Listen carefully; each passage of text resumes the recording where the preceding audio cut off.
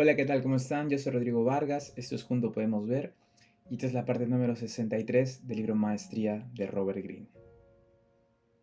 Transfórmate por la práctica, la sensibilidad en la punta de los dedos. Como se narró en el capítulo 2, después de egresar del Citadel en 1981, César Rodríguez decidió entrar en el curso de formación de pilotos de la Fuerza Aérea de Estados Unidos, pero pronto enfrentó una dura realidad. No estaba naturalmente dotado para volar un jet. A algunos de sus compañeros se les conocía como los niños mimados. Parecían tener un don para volar a altas velocidades. Estaban en su elemento. A Rodríguez, César Rodríguez, nuestro protagonista en este capítulo, siempre le había gustado volar y ambicionaba convertirse en un piloto de caza, la posición más alta y codiciada en la Fuerza Aérea, pero jamás alcanzaría esa meta si no lograba elevarse al nivel de habilidad de los niños mimados. Su problema era que el cúmulo, mejor dicho, de información que un piloto debía procesar lo abrumaba rápidamente. Imagino que sí, imagina 10.000 cosas que tiene que tener el piloto, que la altura y todo eso, ¿no? Hasta la temperatura. La clave, aprender a adoptar un patrón de exploración de los instrumentos, una lectura rápida aquí y allá y allá y acullá, sin perder de vista su posición en el cielo. Perder la conciencia situacional podía ser fatal, evidentemente, ¿no? Y solo podría adquirir esa habilidad exploratoria pasando por interminables horas de práctica en el simulador y en pleno vuelo, hasta volverla relativamente automática, como normalmente algunas personas logran manejar los automóviles, ¿no? De forma automática, uno ya ni sabe que está manejando y maneja. O haciendo algo, ¿no? Una tarea rutinaria. Rodríguez había practicado deportes en la preparatoria y conocía el valor de la práctica y la repetición, pero esto era mucho más complejo que cualquier deporte o habilidad que hubiera intentado dominar.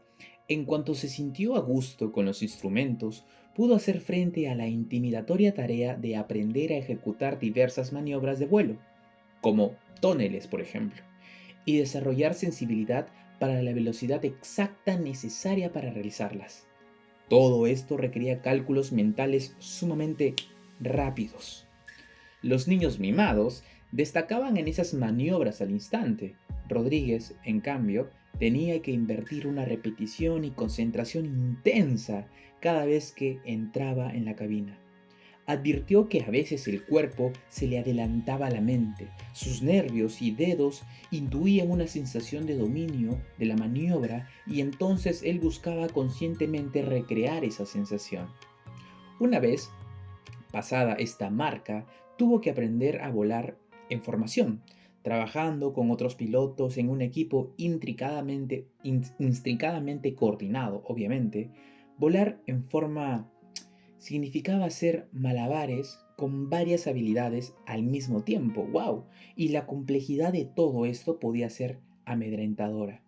A él lo motivaba, en parte, la gran emoción que sentía al comandar un jet y trabajar en equipo, de esos que vuelan de 4 de 5 y hacen súper cosas en el aire, ¿no? Y en parte también el desafío, obviamente. Había notado que al obtener el control del avión y las maniobras diversas, desarrollaba una aguda capacidad de concentración. Podía desconectarse y sumergirse por completo en el momento. Esto volvía cada nueva serie de habilidades un poco más difícil de dominar. Poco a poco, con gran tenacidad y práctica, se elevó hasta la cima de su grupo y fue considerado uno de los pocos que podía servir como piloto de caza. Pero aún quedaba un último obstáculo en su ascenso a la cumbre: volar en los ejercicios de gran escala efectuados por todas las ramas del ejército. En este caso, era cuestión de entender la misión entera y operar en una campaña en tierra, mar y aire complejamente orquestada. ¡Wow! Los tres niveles.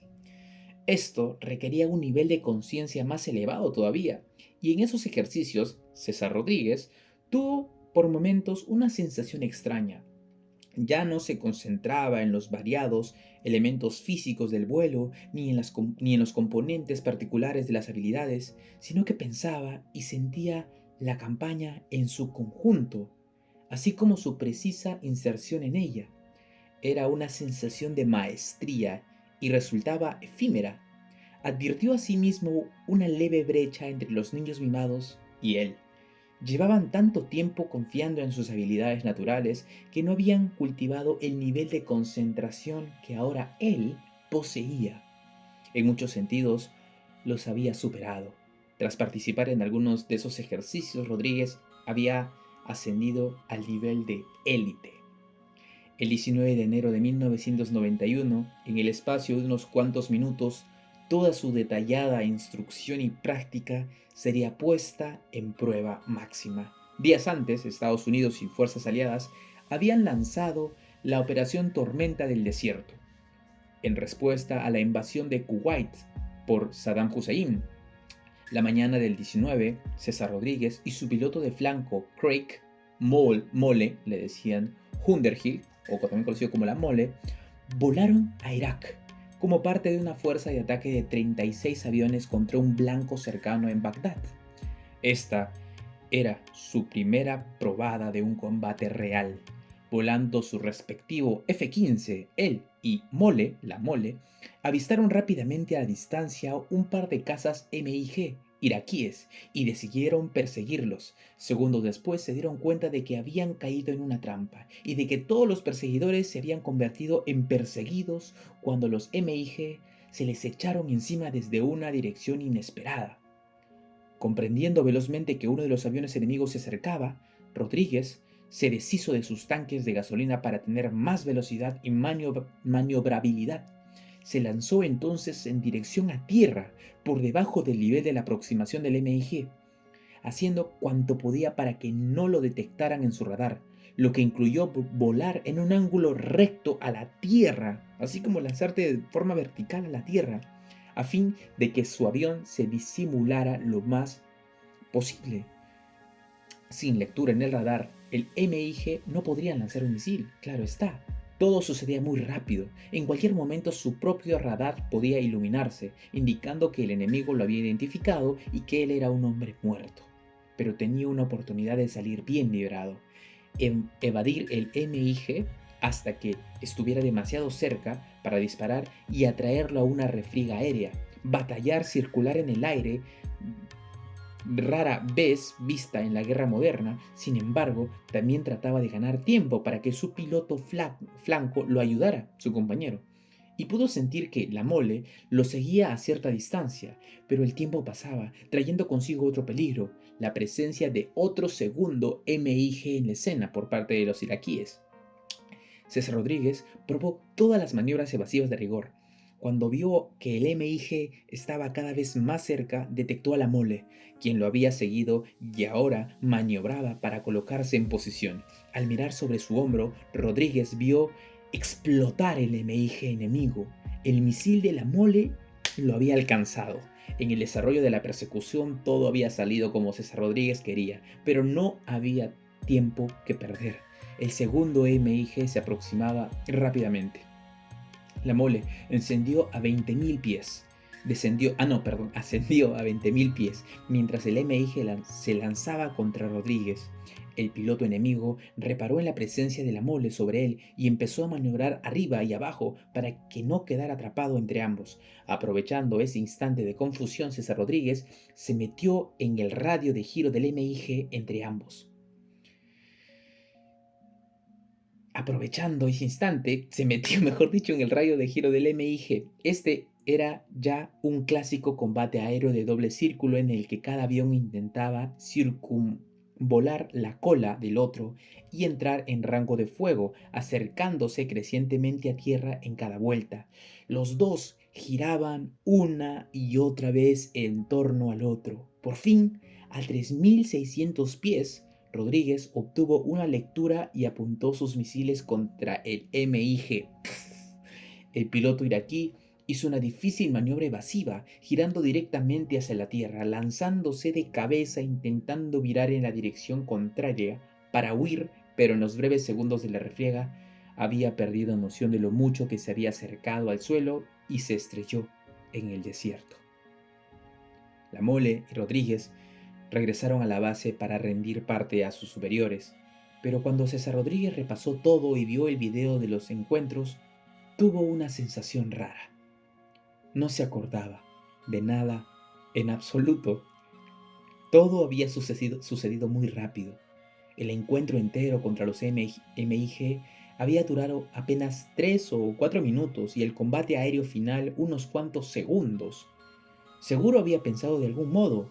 Había ejecutado maniobras casi perfectas. Por ejemplo, no recordaba haber decidido desechar los tanques de gasolina, ni tampoco de dónde había salido esa idea.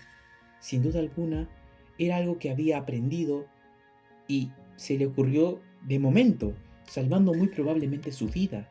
Las maniobras evasivas que efectuó con el primer MiG asombraron a sus superiores.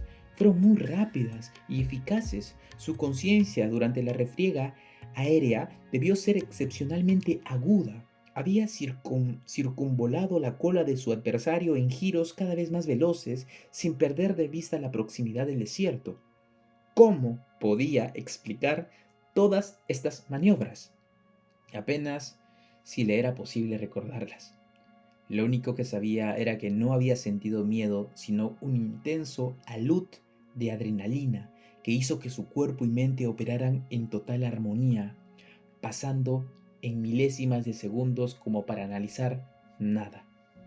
No pudo dormir los 3 días siguientes al encuentro. La adrenalina seguía corriendo por sus venas. Esto le hizo darse cuenta de que el cuerpo posee facultades fisiológicas latentes, liberadas en momentos dramáticos, que elevan la mente a un nivel de concentración aún más alto. César Rodríguez efectuaría un derribamiento más en la tormenta del desierto y otro en la compañía de Kosovo en 1999, por encima de cualquier otro piloto en combate reciente, lo cual le valió el epíteto de último as de la aviación estadounidense. ¡Wow! Grande César Rodríguez, grande César Rodríguez. En nuestra actividad consciente, diaria, nosotros, ya hablando un poco acerca de nosotros los humanos, bueno, los próximos maestros, por lo general experimentamos una separación entre la mente y el cuerpo, ¿no? Nuestro cuerpo y nuestra mente están separadas. Pensamos en nuestro cuerpo y acciones físicas. Los animales no experimentan esa división. Cuando empezamos a aprender una habilidad con un componente físico, esa separación se vuelve más obvia todavía. Tenemos que pensar en las diversas acciones implicadas, los pasos por seguir. Estamos conscientes de nuestra lentitud y de que nuestro cuerpo responde con torpeza. En ciertos momentos, cuando mejoramos, tenemos destellos de cómo perfeccionar este proceso, de lo que sería practicar con fluidez esa habilidad sin que la mente se interpusiera en el camino del cuerpo. Gracias a tales destellos, es como que, wow, me salió la canción, es ese destello. Sabemos a dónde apuntar, sabemos que debemos seguir. Si llevamos nuestra práctica lo bastante lejos, aquella habilidad se vuelve automática y tenemos la sensación de que mente y cuerpo operan como uno solo mismo, ¿no? Si adquirimos una habilidad compleja como por ejemplo volar un jet en combate, debemos dominar una serie de habilidades simples, una sobre otra. Cada vez que una de ellas se vuelve automática, la mente se libera para concentrarse en la siguiente. No es como que yo ya sé tocar, me hace recordar a las personas que tocan una guitarra con la mano, con la otra tienen una zampoña, en la pierna tienen amarrado una, una, un tambor, o sea, son como que personas que tienen muchos instrumentos en el cuerpo y que con cada dedo, literal, o con cada movimiento de su brazo o cuerpo, suena algo, mueve algo, choca algo, ¿no? Y se produce la música.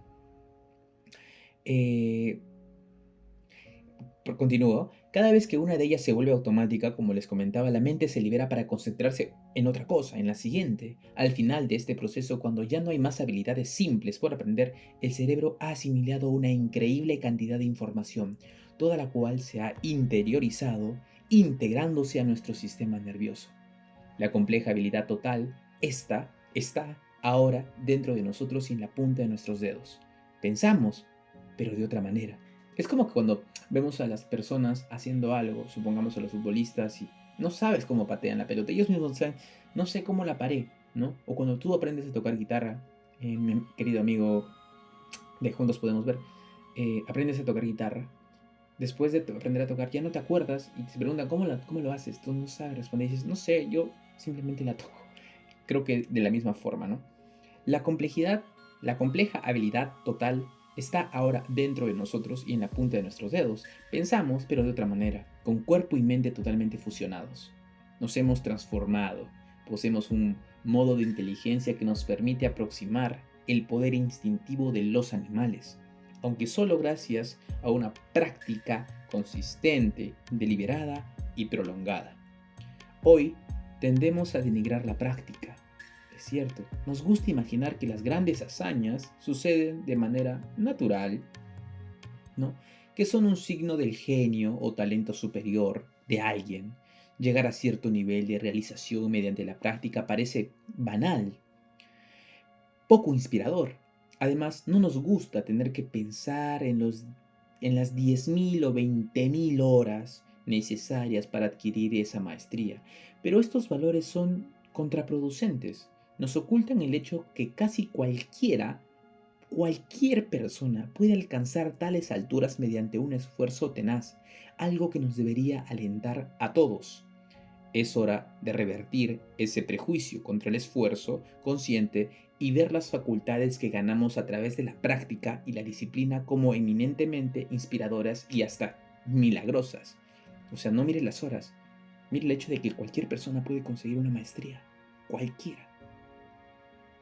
La capacidad de dominar habilidades complicadas mediante la realización de conexiones en el cerebro es producto de millones y millones de años de evolución y fuente de todas nuestras facultades materiales y culturales. Cuando sentimos la posible unidad de mente y cuerpo en las primeras etapas de la práctica, somos guiados a ese poder. Es una tendencia natural de nuestro cerebro querer seguir esa dirección, aumentar sus facultades por medio de la repetición. Perder nuestro enlace con esta inclinación natural es el colmo de la demencia y desembocará en un mundo en el que nadie tenga paciencia para dominar habilidades complejas. Imagínate que nadie sepa tocar una habilidad compleja.